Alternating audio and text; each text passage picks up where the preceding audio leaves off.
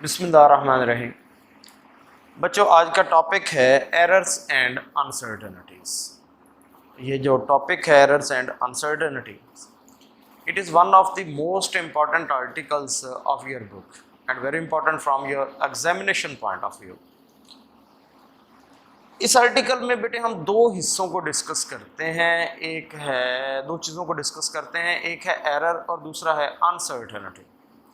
आमतौर पे एक कॉमन जो है वो मिस्टेक ये है कि हम दोनों चीज़ों को एक ही समझते हैं कि एरर भी वही है और अनसर्टेनिटी भी वही है, लेकिन डिटेल में जाके पढ़ते हैं तो पता चलता है कि नहीं, ये दोनों जो है वो एक दूसरे से बिल्कुल ही डिफरेंट होते हैं। एरर कोई और चीज़ है और अनसर्टेनिटी कोई और चीज़ है।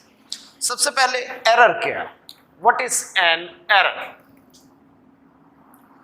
हम कहते हैं कि इट इज एरर, जो it is the difference between actual and calculated value.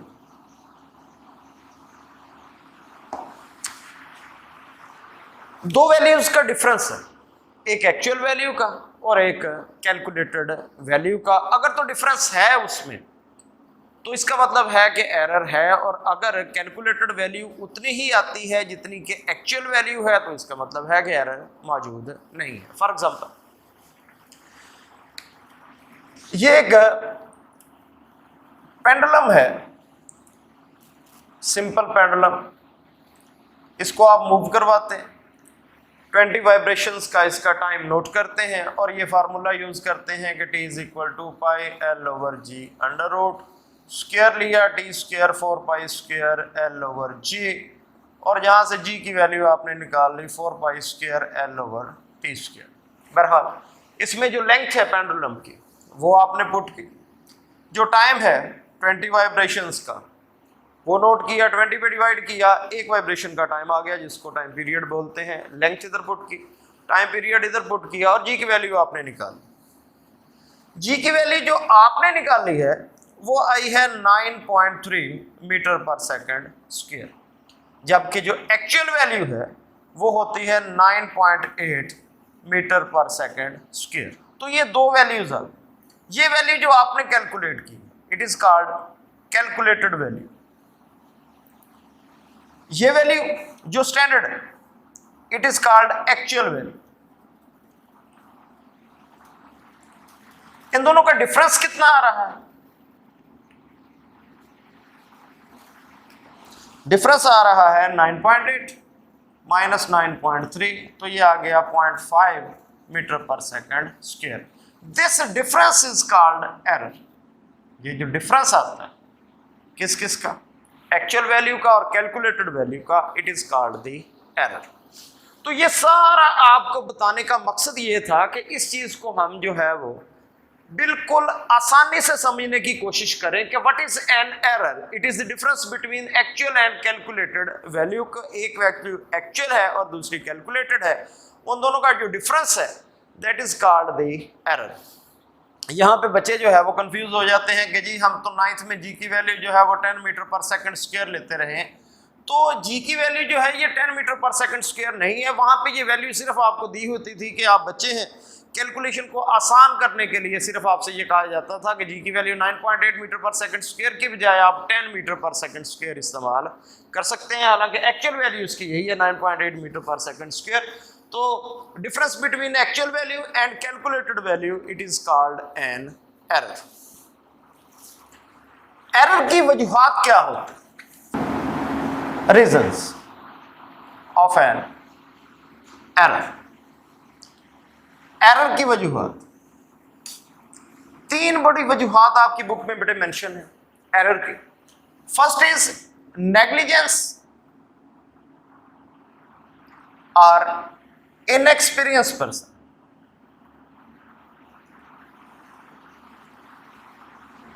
Second is faulty apparatus,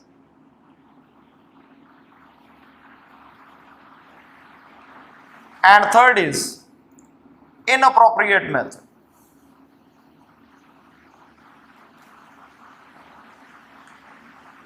These are the three main reasons of an error. किसी भी एक्सपेरिमेंट में जो कैलकुलेटेड वैल्यू है उसमें एरर आने की ये तीन बड़ी वजूहत हो सकती हैं। पहली ये है कि नेग्लिजेंस और इनएक्सपीरियंस पर्सन, कि वो जो आदमी प्रैक्टिकल परफॉर्म कर रहा है वो लापरवाह या इनएक्सपीरियंस है, फर्स्ट टाइम कर रहा है। अब जब लापरवाही का मुजाहरा करेगा तो उसमें भी एरर आने के चांसेस होते हैं, और अगर कोई फर्स्ट टाइम कोई एक्सपेरिमेंट कंडक्ट करने की कोशिश कर रहा है तो उसमें भी एरर आने के चांसेस होते हैं। फॉर एग्जांपल नेग्लिजेंस से क्या मुराद है कि एक सिंपल पेंडुलम का एक्सपेरिमेंट है, जी की वैल्यू कैलकुलेट करने के लिए कोई भी कंडक्ट कर रहा है, लेकिन ऊपर उसने पंखा चलाया हुआ है, या वो ऐसी ओपन एटमॉस्फेयर में वही प्रैक्टिकल कंडक्ट करने की कोशिश कर रहा है, यहाँ पे तेज हवा चल रही है।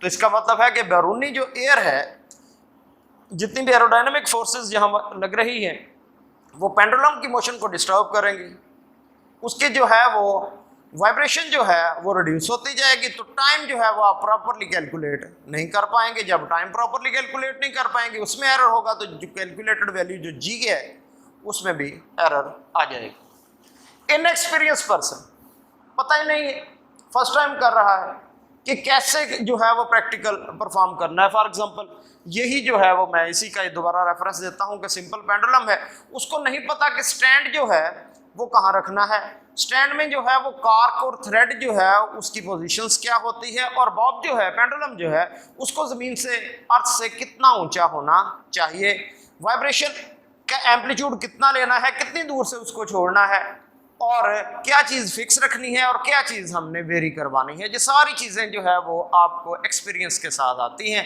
अगर आप फर्स्ट टाइम इसको कंडक्ट करने की कोशिश कर रहे हैं तो मोस्ट प्रोबेबली आपकी कैलकुलेटेड वैल्यू में एरर आ जाता है। सेकंड इज फॉल्टी ऑपरेटस, जिससे आप एक्सपेरिमेंट परफॉर्म करने की कोशिश कर रहे हैं वो ऑपरेटस ही फॉल्टी है, ऑपरेटस ठीक नहीं। जैसा कि अक्सर होता है कि मार्केट में सब स्टैंडर्ड जो है वो हमें इंस्ट्रूमेंट बहुत सारे ऐसे मिलते हैं कि उनकी कैलकुलेटेड वैल्यू जो है वो हमें ठीक नहीं आ रही होती। उसकी बहुत सारी वजूहत होती हैं कि उसका मैन्युफैक्चरिंग फॉल्ट होता है, उसमें स्टैंडर्ड्स जो हैं उनको जो है वो मद्देनज़र नहीं रखा जाता। अब ये अगर बात की जाए, ये वर्नियर कैलिपर्स हैं, मुख्तलिफ तरह के हमें मिलते हैं, तो अब स्टैंडर्ड जो वर्नियर कैलिपर है उसकी मेजरमेंट में एक आम जो लोकल मेड है उसकी मेजरमेंट में डिफरेंस हो सकता है, या उसको फॉल्टी बनाया गया है, या उसको यूज़ करते करते उसमें फॉल्ट आ गया है, तो इसमें फिर कंडक्ट करने वाला जो एक्सपेरिमेंट कंडक्ट करने वाला है उसका कोई कसूर नहीं होता, क्योंकि जिससे वो कंडक्ट करने की कोशिश कर रहा है वो ऑपरेटस ही खराब है, तो जारी बात है उसमें एरर आ जाएगी। इनअप्रोप्रिएट मेथड ही गलत है जिससे वो करने की कोशिश कर रहा है। अभी फॉर एग्जांपल आप जो है वो माइक्रोमीटर सिक्रीव गेज जो है उसका प्रैक्टिकल परफॉर्म कर रहे हैं और आपने एरिया फाइंड करना है वायर का, क्रॉस सेक्शनल एरिया, फार्मूला होता है पाई आर स्क्वायर।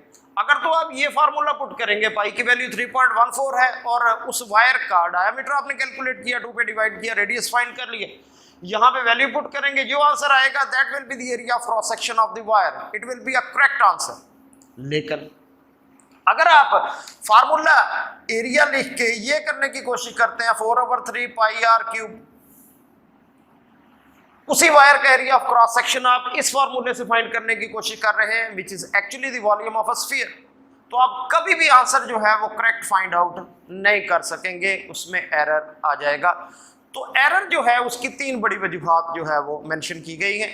एक जो है वो ये है कि नेग्लिजेंस ऑफ अ पर्सन और inexperience person, second is faulty operators, and third is inappropriate method ही ठीक नहीं है। तो जाहिर बात है आपकी कैलकुलेटेड वैल्यू जो है वो ठीक नहीं होगी, उसमें एरर आ जाएगी। एरर जो है उसकी कितनी टाइप्स होती, टाइप्स ऑफ एन एरर।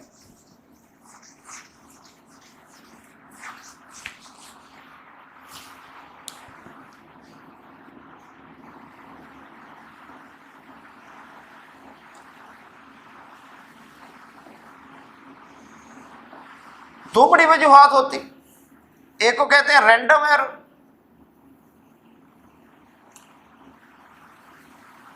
और second one is called systematic error.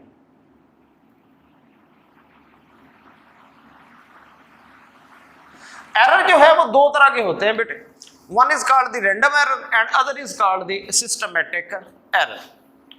अब रैंडम एरर क्या है? रैंडम का मतलब होता है कि वैल्यू तो आप कैलकुलेट कर रहे हैं लेकिन वो वैल्यूज रैंडम आ रही हैं, उनमें कोई एक दूसरे से ताल्लुक नहीं है। फॉर एग्जांपल यही सिंपल पेंडुलम का एक्सपेरिमेंट है, जी की वैल्यू आप फाइंड आउट करने की कोशिश कर रहे हैं। एक दफ़ा जी की वैल्यू जो है वो आती है 9.3 मीटर पर सेकंड स्क्वायर, अगली दफ़ा जी की वैल्यू आती है 10.3, अगली दफ़ा आ जाती है 7.2, अगली दफ़ा जी की वैल्यू आ जाती है 5.9। तो इन सारी वैल्यूज में कोई आपस में ताल्लुक नहीं है, वैल्यूज जो है वो रैंडम आ रही है, बेतरतीबी से आ रही हैं। ये जो बेतरतीबी से वैल्यूज आ रही हैं ये किसी एरर की वजह से आ रही हैं और उस एरर को क्या बोलते हैं? रैंडम एरर बोलते हैं। कहा जाता है कि what is the random error? The error produced due to some unknown reasons. जो एरर किसी अननोन रीजंस की वजह से आ रहा होता है उसको हम रैंडम एरर कहते हैं। तो इसकी जो है वो वजह क्या होती है कि it is produced due to some unknown reasons. Unknown reasons की वजह से ये आ रहा होता है। अब ये अननोन रीजंस में बहुत सारी चीजें आ सकती हैं कि अचानक जो है वो हवा चलना शुरू हो गई है, अचानक जो है वो टेम्परेचर इंक्रीज हो गया है, डिक्रीज हो गया है बहुत ज़्यादा, या अचानक जो है वो उस आदमी की जो प्रैक्टिकल कंडक्ट कर रहा था उसकी सेंसेस जो है वो स्लो हो गई हैं, उसका ब्लड प्रेशर बढ़ गया है, पर्सनल एरर आ गया है, स्टॉप वॉच जहाँ पे चलानी थी उसने नहीं चलाई, जहाँ पे बंद करनी थी उसने बंद नहीं की। बहुत सारी वजूहात हो सकती हैं रैंडम एरर की। तो इसलिए जनरली इसको लिख दिया जाता है कि the error produced due to some unknown reasons is known as the random error. अच्छा, रैंडम एरर में होता क्या है? रैंडम एरर में एक्सपेरिमेंट सेम होता है, कंडीशंस भी सेम होती हैं, अपरेटस भी सेम होता है, लेकिन वैल्यूज हर दफ़ा जो है वो एक दूसरे से मुख्तलिफ आ रही होती हैं। इसलिए इस एरर को क्या बोला जाता है? रैंडम एरर बोला जाता है। अब है इसका रिमूवल, कि रैंडम एरर को आप रिमूव कैसे करेंगे। अब जहां पे जो लफ्ज रिमूवल हम इस्तेमाल करते हैं ये लफ्ज गलत है, रिमूवल नहीं होता। एरर को आप 100% किसी भी फिजिकल क्वांटिटी की मेजरमेंट से रिमूव नहीं कर सकते। किसी ना किसी हद तक जो है वो चीजें जो है वो अनसर्टन या इम्प्रिसाइज जो है वो रहती है। 100% जो है वो एलिमिनेट एरर को नहीं किया जा सकता, हाँ एरर को मिनिमाइज किया जा सकता है। तो इस रैंडम एरर को हम कैसे मिनिमाइज कर सकते हैं? रैंडम एरर को मिनिमाइज करने का एक मेथड जो है वो ये है कि repeat the experiment several times। कई दफा उस एक्सपेरिमेंट को रिपीट करें and take the average of calculated values. और कैलकुलेटेड जो वैल्यूज हैं उनका आप एवरेज ले लें तो बड़ी हद तक जो है वो रैंडम एरर जो है वो मिनिमाइज हो जाता है। नेक्स्ट है सिस्टमैटिक एरर। सिस्टमैटिक एरर जो है इसको हम कहते हैं कि ये प्योरली अटैच होता है आपके ऑपरेटस से, आपके डिवाइस से, जिसको आप कैलकुलेशन के लिए इस्तेमाल कर रहे होते हैं। जबकि रैंडम एरर जो है वो प्योरली अटैच होता है आपके साथ, यानी कि पर्सन के साथ और उसके एटमॉस्फेयर के साथ। इसलिए ये जो रैंडम एरर है इसको पर्सनल एरर भी बोलते हैं। लेकिन सिस्टमैटिक एरर जो है it is purely attached with the instrument, इसलिए इसको इंस्ट्रूमेंटल एरर भी बोलते हैं। अच्छा, सिस्टमैटिक एरर में क्या होता है? सिस्टमैटिक एरर में वैल्यूज जो आ रही होती हैं वो एक डेफिनेट रूल के जरिए आ रही होती है, यानी कि जो आपकी कैलकुलेटेड वैल्यू है, कैलकुलेटेड वैल्यू जो है वो अंडर सम डेफिनेट रूल आ रही होती है, यानी कि उन सब वैल्यूज में आपस में एक ताल्लुक होता है। जिस तरह के मैं कहता हूं कि जी की वैल्यू जो है वो 9.3 है मीटर पर सेकंड स्क्वायर, एक दफा कैलकुलेट की उसी ऑपरेटर से। नेक्स्ट टाइम वैल्यू आई 9.4, नेक्स्ट टाइम जो है वो वैल्यू आई 9.5 और नेक्स्ट टाइम जो है वो वैल्यू आई 9.6 मीटर पर सेकंड स्क्वायर। क्या इन वैल्यूज का आपस में ताल्लुक है? हाँ जी, इन वैल्यूज का आपस में ताल्लुक है। हर वैल्यू दूसरे से 0.1 मीटर पर सेकंड स्क्वायर के डिफरेंस से आ रही है, तो इसका मतलब है कि these values are obtained under some definite rule. That error in which the values are obtained under some definite rule, that error is known as systematic error. Systematic error को मैंने पहले ही बताया कि ये किससे अटैच है, ये आपके इंस्ट्रूमेंट के साथ अटैच है, ये आपके ऑपरेटर्स के साथ अटैच है, इसलिए इसको इंस्ट्रूमेंटल एरर भी बोलते हैं। अच्छा, अब सबसे बड़ा जो रूल होता है कि जिस रूल के जरिए वैल्यूज डिस्टर्ब हो रही होती हैं, हम आपने वर्नियर कैलिपर पढ़ा है, स्क्रू गेज पढ़ा है, या बड़ी क्लासेस में जाके सेक्सटेंट पढ़ेंगे, या और भी बहुत सारे इंस्ट्रूमेंट हैं जिनमें जीरो एरर आता है। Zero error normally 9th class में तो आपने ये पढ़ा था, वर्नियर कैलिपर या स्क्रू गेज के अगेंस्ट के अगर मेन स्केल का जीरो और वर्नियर स्केल या सर्कुलर स्केल का जीरो आपस में कोइंसाइड नहीं कर रहा है, आपस में एक दूसरे के आमने सामने नहीं आ रहे हैं, तो हम कहते हैं कि ये जो डिवाइस है, ये इंस्ट्रूमेंट जो है, it is suffering from zero error. तो सिस्टमैटिक एरर की सबसे बड़ी वजह जो है वो जीरो एरर होती है। सिस्टमैटिक एरर की सबसे बड़ी वजह क्या होती है? Zero error of the instrument होती है। तो यहां पे सिस्टमैटिक एरर में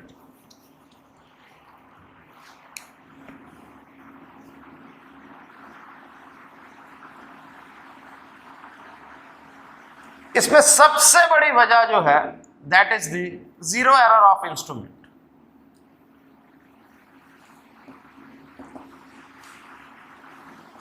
पुअर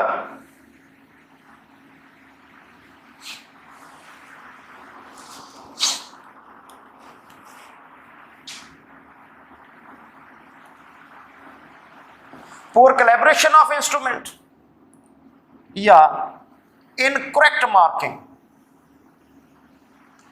ये तीन बड़ी वजूहात हैं जिनकी बिना पे सिस्टमैटिक एरर जो है वो आपकी वैल्यू में आ सकते हैं। जीरो एरर का आपको बता दिया कि अगर आप वर्नियर कैलिपर, स्क्रू गेज वगैरह को इस्तेमाल कर रहे हैं जिसमें दो जो है वो स्केल चल रहे हैं मेजरमेंट के, एक मेन है और दूसरा वर्नियर या सर्कुलर है, अगर उनके जीरो आपस में कोइंसाइड नहीं कर रहे तो हम कहते हैं कि ये डिवाइस जो है, ये इंस्ट्रूमेंट जो है, ये सफर कर रहा है किससे? जीरो एरर से। पुअर कोलैबोरेशन, पुअर कोलैबोरेशन का मतलब होता है कि जो उस पर निशान लगे हुए हैं मेन के या वर्नियर के या सर्कुलर के या किसी और स्केल के, वो निशान जो है वो इतने इस्तेमाल करने से वो डिम हो चुके हैं कि उनको पढ़ने में दुश्वारी आ रही है। जब उनकी कोलैबोरेशन ठीक नहीं है, पुअर कोलैबोरेशन, बिल्कुल हल्के हल्के नजर आ रहे हैं, मिटे हुए हैं, तो फिर उसको पढ़ने में आप गलती कर सकते हैं। पुअर कोलैबोरेशन की वजह से जो एरर आता है वो भी सिस्टमैटिक होता है। इनकरेक्ट मार्किंग, जहाँ उसके ऊपर जो निशान लगे हुए हैं वही गलत लगे हुए हैं, जब निशान ही गलत लगे हुए हैं जिसकी मदद से आपने मेजरमेंट करनी है तो वो आपकी कैलकुलेटेड वैल्यू कभी भी ठीक नहीं आ सकती। तो there are the three main reasons of the systematic error. One is the zero error of the instrument, second is the poor collaboration of the instrument, and third is the incorrect marking. Now the question is how to remove और how to minimize the systematic error. Systematic error को minimize कैसे किया जाए? Systematic error को एक ही तरीके से minimise किया जा सकता है, वो ये है कि आप अपना जो इंस्ट्रूमेंट है उसको कंपेयर करें। किसके साथ? किसी स्टैंडर्ड इंस्ट्रूमेंट के साथ जो बिल्कुल ठीक है, उसके साथ कंपेयर करें और देखें कि आपके इंस्ट्रूमेंट में और जो स्टैंडर्ड इंस्ट्रूमेंट में है उसमें कितना डिफरेंस जो है वो आ रहा है। उसके बाद जब डिफरेंस आप फाइंड कर लेते हैं तो आप एक करेक्शन फैक्टर अप्लाई करते हैं। करेक्शन फैक्टर के मतलब आपने जो है वो 9th क्लास में पढ़ा हुआ था कि करेक्शन फैक्टर आप अप्लाई करते हैं, एन जो है वो नंबर ऑफ लाइंस होती हैं जो कि आगे पीछे होती हैं, एक मखसूस पॉइंट से उसको मल्टीप्लाई कर देते हैं किसके साथ? लिस्ट काउंट के साथ। ये जो करेक्शन फैक्टर आपने बनाया है आप इसको कैलकुलेटेड वैल्यू में या ऐड कर दें या फिर उसको सब्ट्रैक्ट कर दें, डिपेंड करता है कि आपका एरर कौन सा है, पॉजिटिव एरर है या नेगेटिव एरर है। अच्छा, ये तो था बेटे एरर कि एरर होता क्या है, एरर की वजूहात क्या है, what are the main reasons of the error और what are the different types of an error. अब टाइप्स ऑफ एरर में हमने पढ़ा कि रैंडम एरर होता है, सिस्टमैटिक एरर होता है। Random error produce due to some unknown reasons और उसको मिनिमाइज करने के लिए बहुत सारी वैल्यूज का एवरेज लिया जाता है। सिस्टमैटिक एरर जो है उसमें वैल्यूज जो है वो अंडर डेफिनेट रूल आ रही होती हैं, वो डेफिनेट रूल जो है वो नॉर्मली जीरो एरर होता है। तो इसकी तीन बड़ी वजूहात हैं: zero error of the instrument, poor collaboration of the instrument और incorrect marking. And how to minimize this error? To minimize this error, we have to compare our instrument with the standard one and then we apply the correction factor. तो पहले वाला जो हिस्सा है इस article का वो हो गया, that is the error. अब दूसरा है uncertainty. किसी चीज का अनसर्टन होना, उसमें शक पैदा हो जाना उसकी कैलकुलेशन में, that is called the uncertainty. Uncertainty क्या है? अगर तो हम सादा लफ्जों में बात करें तो हम कहते हैं कि the margin of error, error आने का जो मार्जिन हो सकता है मैक्सिमम या मिनिमम किसी भी इंस्ट्रूमेंट की वजह से, that is called the uncertainty. उसको हम अनसर्टेनिटी बोलते हैं. तो ये है अनसर्टेनिटी. तो इसको हम कहते हैं कि it is the margin of an error. किसी भी एरर का जो मार्जिन होता है उसको हम अनसर्टेनिटी बोलते हैं. उसको हम अनसर्टेनिटी बोलते हैं. अनसर्टेनिटी जो है इसकी जो है वो तीन बड़ी वजूहात जो है वो होती हैं. पहला जो है वो limitation of an instrument. Limitation of an instrument कि जिससे आप इंस्ट्रूमेंट से काम कर रहे हैं वो एक मखसूस हद तक वैल्यूज को कैलकुलेट कर रहा है या कर सकता है. अगर आप उसकी लिमिट से बाहर चले गए हैं, आप उससे वो काम करने की कोशिश कर रहे हैं जो कि इसकी पावर से बाहर है, ये उसके लिए नहीं बनाया गया, तो फिर डाउट प्रोड्यूस हो जाता है, अनसर्टेनिटी प्रोड्यूस हो जाती है कि कैलकुलेटेड वैल्यू पता नहीं ठीक है या गलत है. फॉर एग्जांपल मोटरसाइकिल पे 2 आदमी बैठते हैं, अगर आप 10 आदमी बिठा के एक जगह से दूसरी जगह पहुंचाने की कोशिश करें, हो सकता है कि पहुंच जाए, लेकिन डाउट प्रोड्यूस हो जाएगा कि ये नहीं पहुंच पाएंगे क्योंकि आप उसकी कैपेसिटी से, आप उसकी लिमिट से बाहर निकल रहे हैं. तो सबसे बड़ी वजह जो अनसर्टेनिटी किसी भी कैलकुलेशन में शक प्रोड्यूस होने की होती है वो होती है उसकी लिमिट में रह के काम करें. अगर आप इंस्ट्रूमेंट की लिमिट से बाहर निकल जाएंगे तो डाउट प्रोड्यूस हो जाएगा, अनसर्टेनिटी जो है वो रीडिंग में आ जाएगी, कैलकुलेटेड वैल्यू जो है वो अनसर्टन हो जाएगी. दूसरा जो है natural imperfection of person senses.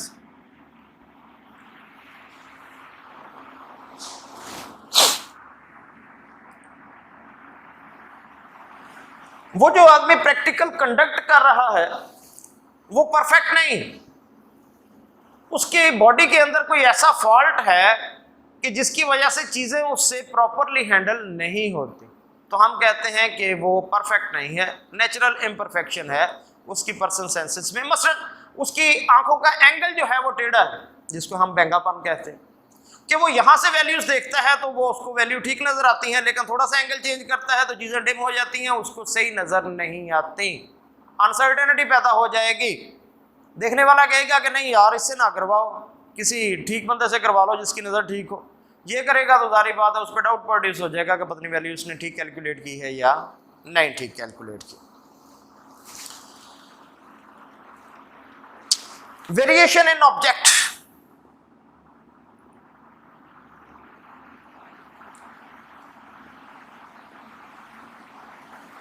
बाज़ औक़ात ये होता है कि ऑब्जेक्ट जो है वो एक मखसूस एनवायरनमेंट में चेंज होना शुरू हो जाता है, तो जब वो चेंज होगा तो जारी बात है उससे कैलकुलेटेड वैल्यू पे भी फर्क पड़ेगा. अब मैंने वैल्यू कैलकुलेट की वो और है, कुछ देर बाद वो चेंज हो गया, उसकी वैल्यू और होगी. फॉर एग्जांपल अगर कोई धूप में बैठ के या इधर साए में बैठ के अंदर कमरे में एक बर्फ का उसको पीस दिया हुआ है, स्मॉल पीस ऑफ आइस उसको दिया हुआ है, उसको कहा जाता है कि फाइंड आउट इट्स डायमेंशंस, इसकी लेंथ विड्थ हाइट फाइंड करो.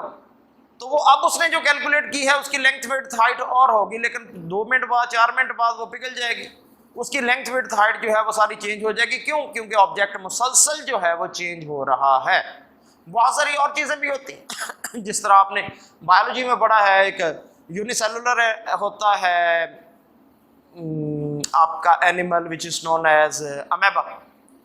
अब उसकी कोई मखसूस शेप नहीं होती, हम कह सकते हैं कि नेचुरल वेरिएशन, उसके ऑब्जेक्ट एक आदमी जो है वो माइक्रोस्कोप से उसकी डायमेंशंस फाइंड करता है, वो और तरह की आती है, दूसरा फाइंड करता है वो डायमेंशंस और तरह की आती है। तो नेचुरल वेरिएशन, इससे भी अनसर्टेनिटी प्रोड्यूस हो जाती है। तो बहरहाल what is the uncertainty? It is the margin of an error, कि जो मार्जिन होता है एरर का किसी भी इंस्ट्रूमेंट का। अच्छा, ये मार्जिन ऑफ एरर जो होता है किसी भी इंस्ट्रूमेंट का, जो उसके ऊपर लिखा होता है, वो जो उसके ऊपर मार्जिन ऑफ एरर लिखा होता है, हम उसको क्या कहते हैं? हम उसको बोलते हैं लीस्ट काउंट। क्या बोलते हैं उसको? लीस्ट काउंट बोलते हैं। ये जो लीस्ट काउंट होता है ये अनसर्टेनिटी के जुमरे में आता है। ये क्या आता है? अनसर्टेनिटी के जुमरे में आता है। लेकिन यहाँ पे अगर हम बोलेंगे कि ये एक है, अनसर्टेनिटी जो है कि मार्जिन ऑफ एरर क्या है, जो लीस्ट काउंट होता है किसी भी इंस्ट्रूमेंट का, वो मार्जिन ऑफ एरर होता है उसका, उसको हम अनसर्टेनिटी जो है वो बोलते हैं। अनसर्टेनिटी की तीन बड़ी वजूहात होती हैं। एक है limitation of the instrument, second is the natural imperfection of person senses, and third is the natural variation in the dimension of the object. Uncertainty हो गई, अनसर्टेनिटी की वजूहात हो गई। तो अच्छा, अनसर्टेनिटी की टाइप्स कितनी होती? ये अनसर्टेनिटी की तीन तरह की जो है वो 3 टाइप्स हैं इसकी। एक को बोलते हैं absolute uncertainty, absolute uncertainty. Second is called fractional uncertainty,